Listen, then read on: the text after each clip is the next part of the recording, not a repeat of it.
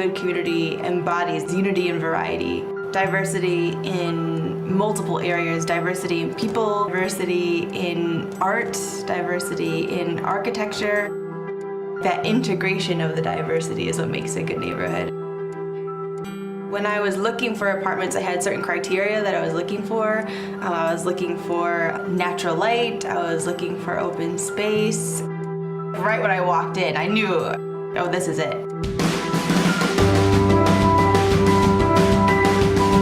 I got that homey feeling, I got that warm feeling, I got the feeling that, yes, I'm coming home, rather than just an apartment. It has this special touch to it, right? It's accentuated with artistry.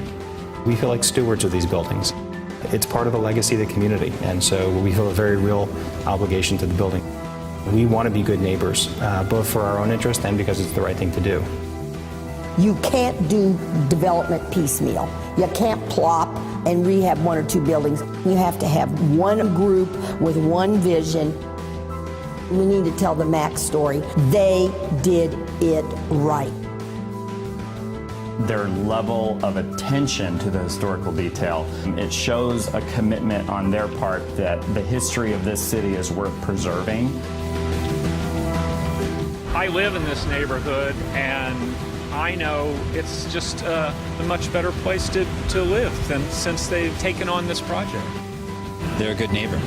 The purchase of those properties was the single biggest improvement in the neighborhood over the last 10 years that I've been living here. I'd say it's kind of like a living community more than just like an apartment building, and I wouldn't say that unless I really meant it.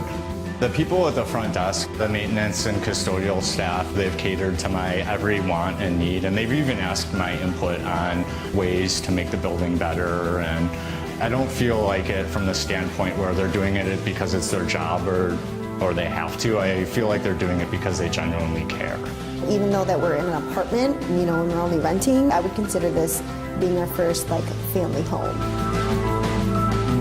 It feels like a real community because people talk to one another. I mean, even though we might not have ever seen each other on the street, we say hi. I spend 3 to 4 times as much time in the common areas than I actually do even sitting in my living room. Even if you're not interacting with people, there's always people around. You still get the human component.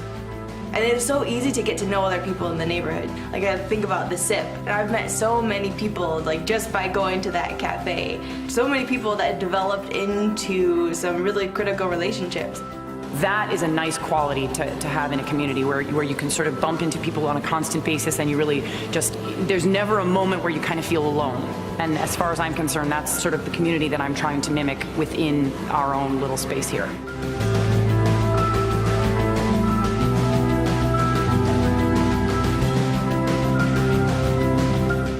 When you walk in, it actually gives you the feeling that you're in a special place. And to know that you are part of that, you kind of stick your chest out. So I'm proud to be a part of that community.